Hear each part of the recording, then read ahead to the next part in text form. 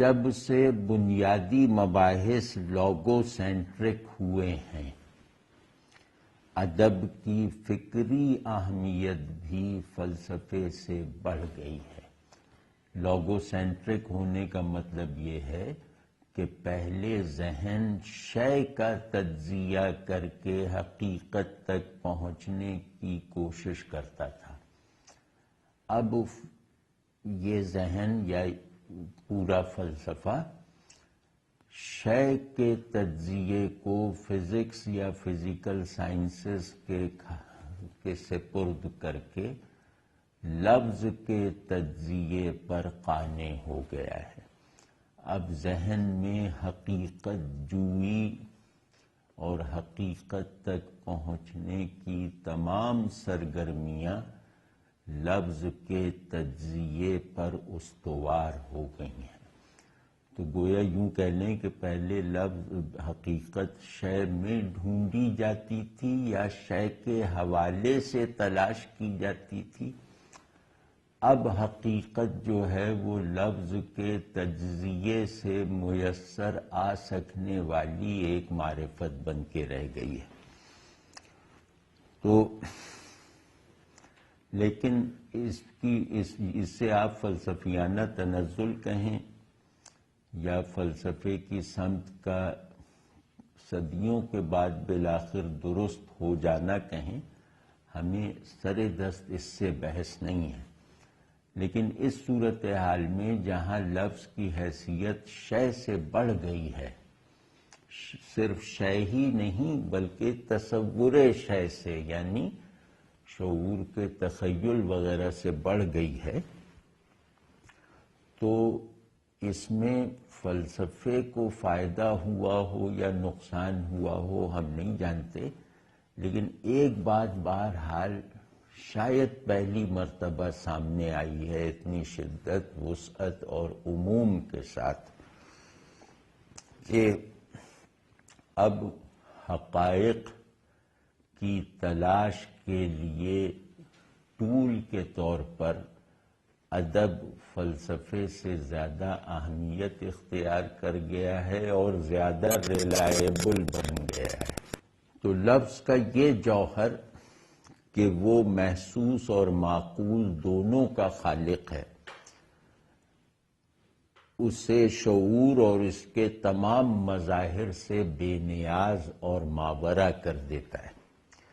کلاسیکی مفہوم میں، روایتی معنی میں علم و معلوم ہو یا وجود و موجود، یہ جو دو پولز ہیں، تو علم و معلوم یا وجود و موجود تصور یا تجربے کی بنیاد پر نہیں بلکہ کلمے کی اساس پر حقیقی یا غیر حقیقی ہیں۔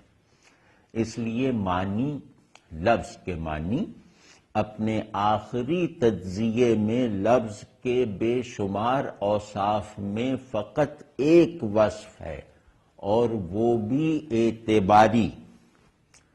ہماری روایت میں معنی وہ تصور لفظ ہے جسے ہمارا شعور، خواہ جمالیاتی ہو یا عقلی، اپنے بعض خلقی نیچرل مطالبات سے مجبور ہو کر گھڑ لیتا ہے۔ ایجاد معنی کا یہ جبری عمل چونکہ ایک تصدیقی ڈیٹا اور مطلب ایک جیسے لازماً ثابت ہو جانے والی کیفیت بھی رکھتا ہے، لہذا معنی مستقل اور عام نہ ہو تو بھی ایک قابل اثبات حقیقی پن بہرحال رکھتا ہے۔ اعتبار کہتے ہی اسے ہیں کہ اس میں حقیقی پن کا غلبہ مفروضے پر غالب ہو، اور یہ حقیقی پن حقیقت کا التباس یا دھوکہ یا وہم نہیں ہے، بلکہ اس ضروری دلالت یعنی انڈیکیشن کی طرح ہے جس میں انڈیکیٹر اور انڈیکیٹڈ یا سگنیفائر اور سگنیفائڈ یا اشارہ اور جس کی طرف اشارہ کیا جائے دونوں ایک مغائرانہ اور آپس میں ٹکراؤ رکھنے والی آئیڈینٹی یا ایک آئیڈینٹیکل مغایرت اور تصادم اور اختلاف کے حامل ہوتے ہیں۔ یہی وجہ ہے کہ شعور حقیقت کے معلوم ہو جانے کا تقاضا نہیں کرتا، بلکہ اس کے موجود رہنے پر ہونے پر قانع رہتا ہے۔ یعنی انسانی ذہن کی امنگ یہ نہیں ہے کہ حقیقت پوری کی پوری اس کے قبضے، دسترس اور رسائی میں آ جائے۔ وہ اس کو محال سمجھتا ہے، لیکن اسے محال سمجھتے ہوئے بھی حقیقت کی طرف اپنی پیش قدمی کو روکتا نہیں ہے۔ کیوں؟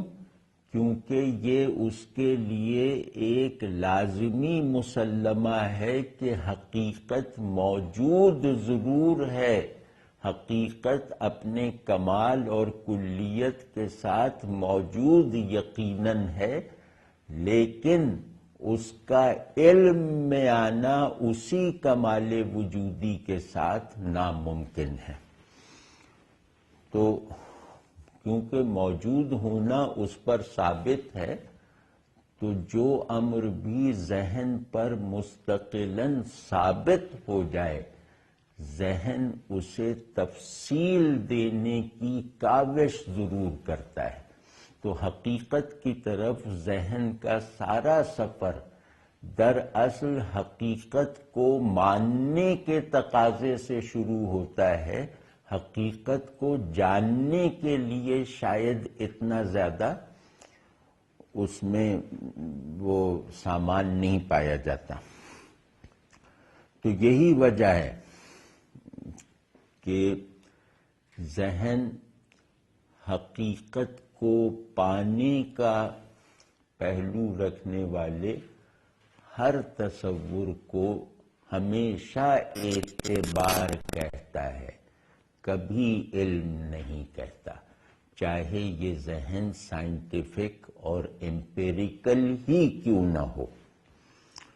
تو حقیقت کا ہر تصور اعتباری ہونے کے باوجود حقیقت کی معلومیت پر نہیں، اسے نویبل بنانے پر یا ماننے پر نہیں، بلکہ اس کی موجودیت پر دلالت کرتا ہے۔ یہ دلالت یعنی انڈیکیشن غیر واقعی ہو سکتی ہے، مگر مدلول یعنی سگنیفائیڈ یعنی حقیقت موجود پر شعور کا قیام حتماً حقیقی ہوتا ہے۔ بالفاظ دیگر، معنی کا اصلی کردار بس یہاں تک ہے کہ اس کے بغیر لفظ یعنی انسانی کلام حقیقت پر شاہد نہیں ہو سکتا، حقیقت کے اس بات کے لائق نہیں ہو سکتا۔ تو اس لیے معنی دراصل صرف اشارہ ہے، اور جس کی طرف اشارہ کیا جا رہا ہے، اس تیر کا رخ جس منزل کی طرف ہے، وہ منزل موجود تو ہے مگر معلوم نہیں۔ اشارہ کیا کہتا ہے کہ منزل موجود ہے، اشارے میں منزل سمٹی ہوئی تو نہیں ہوتی نا، اشارہ خود منزل نہیں ہوتا۔ تو آج کی صورتحال میں جدید ذہن اور قدیم دانش کو یکجا کرنا یا ان میں کوئی تطبیق پیدا کرنا ناممکن ہے، اور ان کا یہ امتیاز ایسے لوگوں پر زیادہ معنی خیزی کے ساتھ کھلتا ہے جو حق، جمال اور خیر، جو مستقل اقدار وجود ہیں اور مستقل اصول شعور ہیں، ان تینوں کو قدامت سے مشروط جانتے ہیں، اور جن کے لیے ہر نئی بات قابل قبول ہے بشرطے کہ اس کی اصل قدیم ہو۔ تو اس پہلو سے مابعد جدیدیت یعنی پوسٹ ماڈرنزم یا پوسٹ ماڈرنٹی ہنوز ایک باقاعدہ ڈسکورس بننے کے عمل سے دور ہے.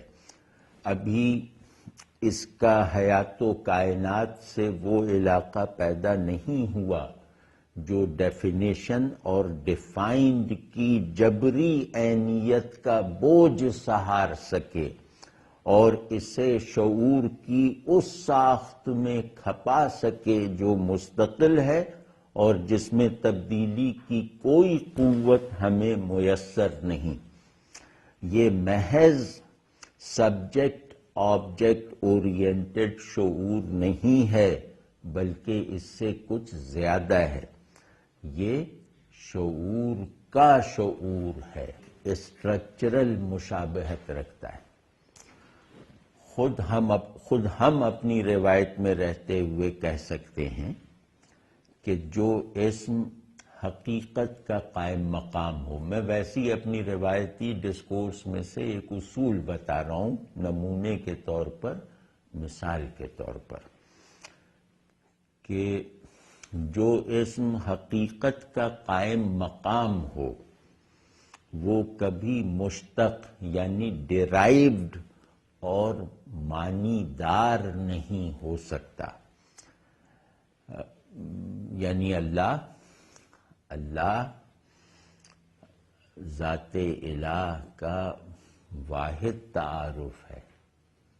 اسے ماننے کا بھی، اسے جتنا جاننا ممکن ہے اس کے لیے بھی، اور ہر پہلو سے اللہ جو ہے وہ گویا حق الوہی کا قائم مقام ہے، اور یہ اس کا کوئی لفظی مادہ نہیں ہے، اس کا کوئی صرفی نحوی اسٹرکچر نہیں ہے، اور اس وجہ سے اس کے یہ معنی دار نہیں ہے، یعنی یہ کسی معنی کا تابع نہیں ہے، ورنہ اس کی لامحدودیت جو اللہ سے انتساب کی وجہ سے اس کا لازمہ ہونا چاہیے وہ مجروح ہو جائے گی.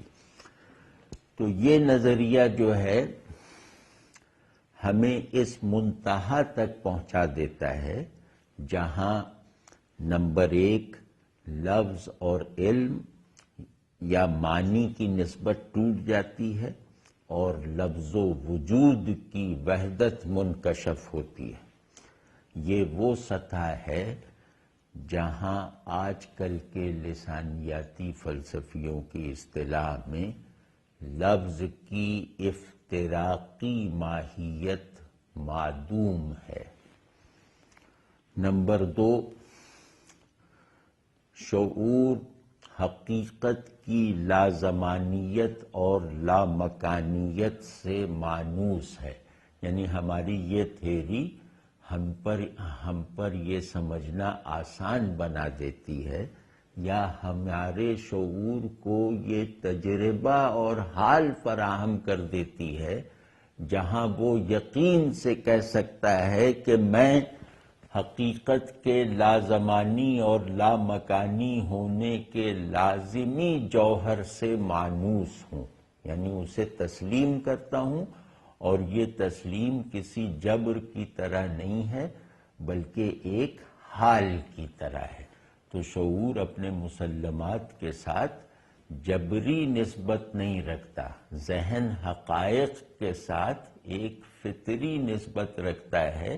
اسی وجہ سے حقائق ذہن میں تصورات کی طرح نہیں ہوتے بلکہ عین اسی حالت میں ہوتے ہیں جیسے قلب میں احوال ہوتے ہیں. تو یہ فقرہ کہنا جیسے شاعرانہ بات نہیں ہوگی کہ معانی ذہن کے تصورات ہوتے ہیں لیکن حقائق ذہن کے احوال ہوتے ہیں. شعور کے بارے میں اس کا تجزیہ بہت ذہنی طور پہ حیران کن بھی ہے اور پرکشش بھی ہے اور ہیبتناک بھی ہے. تو سارتر کے نظریہ شعور کی وہ دہشت بھی کم ہو گئی ہے مجھ پر. سارتر نے شعور اور ذات میں ایک دوئی پیدا کی ہے اور اس دوئی کی بنیاد ہی مخدوش ہے. یہ تو اب پتہ چلا کہ یہ دوئی پیدا کرنا ذات اور شعور میں یہ خود سرے سے ایک مشکوک عمل ہے.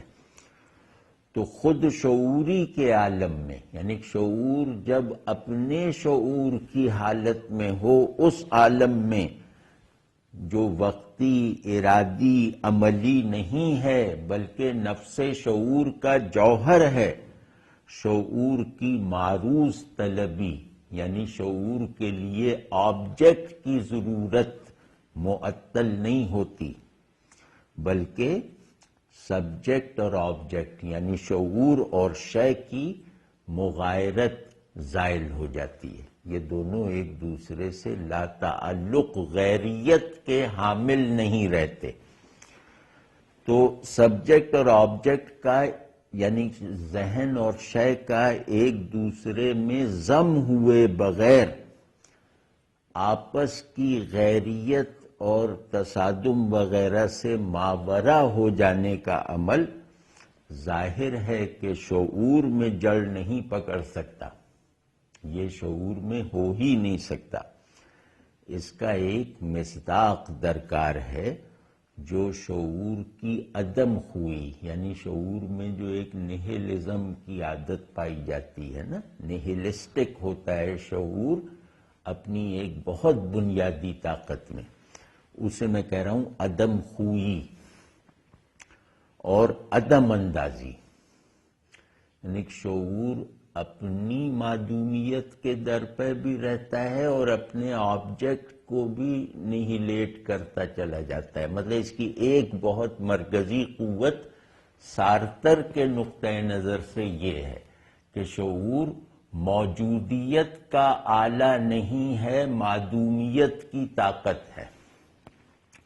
تو عدم اندازی یعنی آبجیکٹ کو معدومیت میں دھکیلنے والا، اور عدم خوئی یعنی خود کو معدومیت کی لہر میں بہانے والا. تو شعور کی یہ جو نہیلسٹک اپروچ ہے، بلکہ مزاج، وہ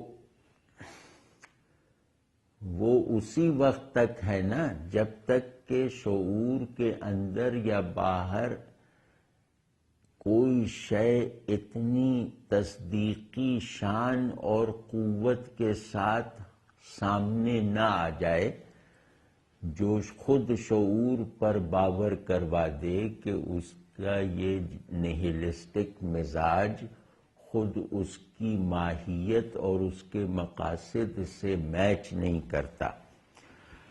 تو یہ آبجیکٹ جو ہوگا وہ ایک تو یہ کہ شعور کی نہیلسٹک اپروچ کو توڑ دے گا، اس کی نہیلسٹک جو ایک مفروضہ ہے اس کو توڑ دے گا، بلکہ اس کے بلٹ ان نہیلزم کا جتنا حصہ نیچرل اور ضروری ہے، یہ مصداق اسے موجودیت کی قوت میں ڈال دے گا، کیونکہ شعور میں موجودیت کا اسٹرکچر تعمیر ہونے کے لیے ضروری ہے کہ اس کے اندر نہیلزم اپریشیٹ کرنے والی ایک قوت بھی پائی جائے. تو اس کی نہیلسٹک قوت دراصل اگر یہ حقیقت کے متقابل ہے تو شعور کی نہیلسٹک قوت دراصل وجود حقیقت کے اس بات میں صرف ہونی چاہیے.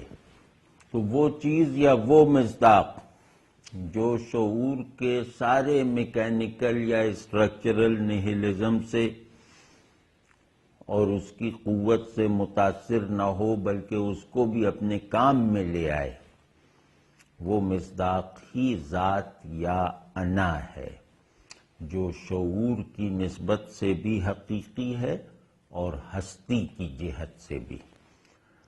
اس کا سبجیکٹ ہونا بھی ٹھیک ہے اور آبجیکٹ ہونا بھی، یعنی شعور کا شعور انا یعنی خودی پر استوار ہے اور اسی پر منتج ہوتا ہے. لیکن سوال اگر یہ ہو کہ شعور ہمہ وقت اپنے ہی عرفان میں مصروف رہتا ہے تو عالم اشیاء کی موجودگی پر شاہد کون ہوگا؟ یہ سوال میرے ایک استاد نے اٹھایا ہے۔ اب میں اپنی طرف سے یہ عرض کرنا چاہتا ہوں کہ یہ سوال سن کر مجھ پر یہ تاثر مرتب ہوا کہ اس سوال سے گویا یہ ظاہر کیا جا رہا ہے کہ جیسے خود شعوری کوئی عمل ہے جس میں ارادہ اور ارتکاز درکار ہے، ایسا نہیں ہے۔ شعور کا شعور شے کے شعور سے مختلف نہیں ہے، بلکہ وہی ہے۔ تو اس صورت میں اس سوال میں جو موقف اختیار کیا گیا ہے وہ مشکلات پیدا کرتا ہے، شعور کی سمجھ میں بھی، شے کی سمجھ میں بھی۔ تو شعور کی خود استحضاری، یعنی شعور کا اپنے آپ کو اپنے اندر حاضر رکھنا، اس سطح پر صورت و معنی کا امتیاز ایک علمی ضرورت ہے۔ یہاں اشیاء داخلی اور خارجی دونوں جہتوں سے اس نسبت افتراق پر، اپوزیشن پر مبنی ہیں جو شعور کی مداخلت کا نتیجہ ہے۔ اس کی وجہ سے یہ غلط فہمی پیدا ہو جانے کا پورا امکان ہے کہ معنویت صورت سے لا تعلق ہے، یا یہ کہ معنی در اصل صورت ہی ہے۔ صورت ہی ہے کا مطلب کیا ہوا؟ یہاں صورت سے مراد ہے صورت کی صورت جو شعور گھڑ لیتا ہے۔ یہ بات غلط تو نہیں ہے مگر نامکمل ضرور ہے، اور حقائق کی دنیا میں کسی بات کا نامکمل رہ جانا غلطی سے زیادہ گمراہ کن ہوتا ہے۔ معنی بھی یقیناً صورت ہی ہے، لیکن صورت کی نہیں، لا صورت کی۔ دریدہ کی طرح ہم نہیں کہہ سکتے کہ میننگ از بیانڈ پریزنس۔ ہماری رائے تو یہ ہے کہ meaning is a presence of beyond. معنی ہماری اصطلاح میں حقیقت کی فارملائزیشن ہے، کبھی بالواسطیش ہے اور کبھی بلا واسطہ۔ تو معنی کا تعطل انسانی شعور کو، معنی کا تعطل سمجھے نا، جو دریدہ کا مشہور نظریہ التواء معنی ہے کہ معنی ڈیفر ہوتے رہتے ہیں۔ تو معنی کا تعطل جو ہے وہ انسانی شعور ہی کو عبث اور لایعنی بنا دے گا۔ اور یہ چیز بھی نظر انداز نہیں کی جا سکتی کہ التواء معنی سے ہستی کی سبجیکٹیوائزیشن کا عمل بھی رک جائے گا، اور انسان، زبان اور کائنات سبھی کی بنیاد ڈھہ جائے گی۔